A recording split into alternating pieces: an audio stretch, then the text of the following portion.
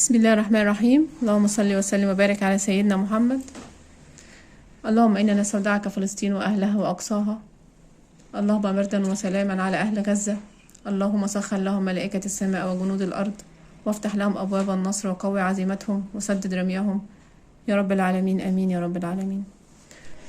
النهاردة عايزة أقول نصيحة للناس اللي بتشتري ذهب، يعني إيه، خصوصا اليومين دولت، على أساس إن هو أفضل وسيلة للادخار، أو إنه زي ما بيقولوا كده إيه، الملاذ الآمن كما يقال عنه يعني. فقبل ما أقول لكم النصيحة ديت لازم أقول لكم الموقف اللي حصل معايا من حوالي يومين كده، واللي بسببه قلت لازم أعمل الفيديو ده. شايفين الخاتم دوت؟ ده دهب، او المفروض ان هو ايه، دهب. انا اشتريته من محل كبير ومشهور، ليه محل ليه شعبية كبيرة.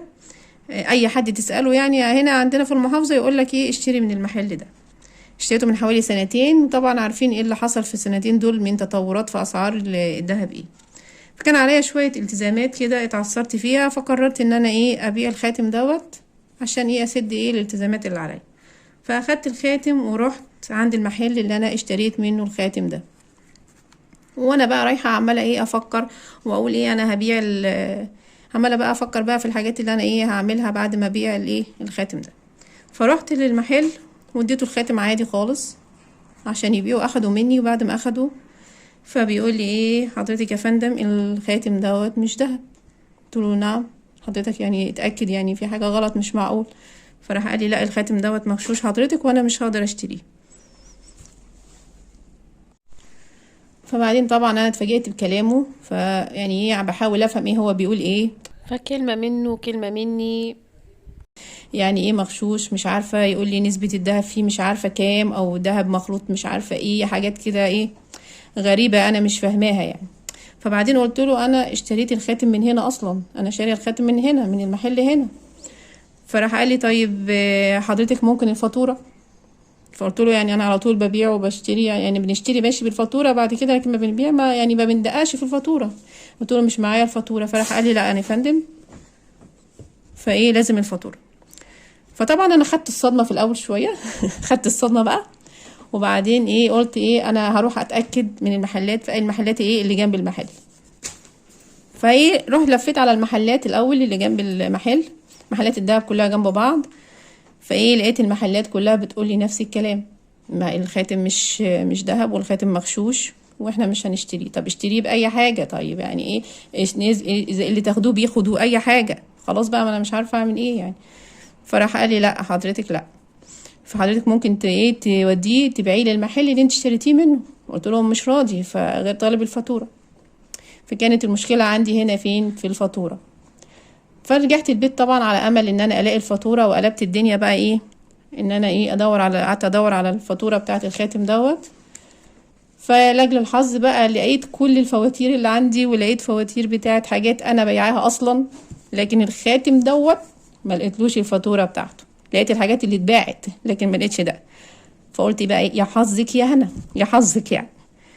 فطبعا ايه، خلاص بقى لقيت ان مفيش فايده، مش عارفه اعمل ايه. عيطت لي بقى شويه حلوين، وراحت الاحلام والطموحات اللي انا كنت ناويه اعملها بايه، بالفتفوته الحلوه دي. فطبعا بقى ايه، يعني زعلانه طبعا جدا ومتضايقه من المحل ده. وبعدين يعني مش معقوله يكونوا انا بس اللي اتباع لي انا بس اتباع لي الخاتم ده بالمواصفات دي، يعني اكيد هما في حاجات تانية اتباعت كتير. كل واحد بقى ايه قوم اطمن على فلوسك زي ما بيقولوا بقى، قوم اطمن على فلوسك. فكنت مقررة ان انا ايه، اقول اسم المحل وفي فيديو يعني، واعرف ايه اعرف الكل يعني ايه، عشان ما حدش يتعامل معاه بالمحل دوت، او ان هم ياخدوا حذرهم يعني. ف لكن هم ليهم صفحة كبيرة، ليهم بيج كبيرة على الفيسبوك والانستجرام، تقريبا على كل المواقع. وانا على باب الله يعني يعني ايه، يعني اي حاجة مني هلاقي قناتي في الباي باي اكتر ما في الباي باي اصلا يعني. فللاسف يعني فكرت كده، وبعدين لقيت ان يعني مش خوف طبعا مني ولا حاجه، لكن ان انا مش لقيت ان انا هناهد، ومش هوصل لحل مش هوصل لحق يعني. ف لقيت الحل بقى ايه، ان انا ايه انصحكم ان ايه النصيحة اللي انا وصلت لها طبعا بعد ما طبعا ما فيش حد بيتعلم ببلاش. إيه عشان ما حدش يتحط في الموقف اللي انا فيه دوت، ويضمن حقوقه ويضمن طبعا فلوسه. الحل بقى ايه يا جماعة؟ في الفاتورة. الفاتورة يعني اي حاجة تشتري بيها تحافظي عليها زي عينيكي. والفاتورة عشان مش اي فاتورة، الفاتورة عشان تكون سليمة يعني يكون معترف بيها ليها مواصفات. اول حاجة بقى طبعا عشان نتأكد من الفاتورة ان هي تكون سليمة، قبل ما نمشي من المحل بنراجع بيانات الفاتورة من الحاجة ببيانات الحاجة اللي احنا شارينها، يعني من وزن وسعر وبيان تكون مطابقة للحاجة ايه اللي احنا شارينها بالظبط. دي اول حاجة. تاني حاجة نتأكد من ختم المحل. ختم المحل نبص في الختم كده نتأكد ان دوت ختم المحل اللي احنا ايه شاريين منه. تمام. تالت حاجة نشتري بالاسم اللي احنا ايه الاسم اللي هنكتبه في الفاتورة اللي احنا هنشتري بيه اللي هو الاسمنا اللي مكتوب في البطاقة. ما ينفعش نكتب اسم شهرة او نكتب اسم عيلة بس، يعني نكتب الاسم ثلاثي زي ما هو مكتوب في البطاقة بالظبط، نكتبه ايه في الفاتورة. تمام.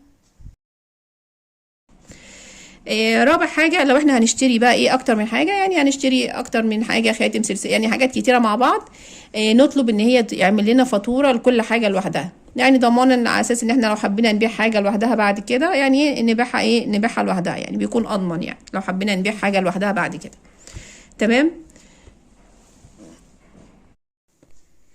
اخر حاجة بقى وكانت هتفرق معايا كتير لو انا عملتها، ان احنا نصور كل الفواتير اللي معانا، يعني كل فواتير تصوريها سواء على الموبايل او تصوريها على برينتر، بحيث ان هي تبقى ليها الصور موجودة معاكي.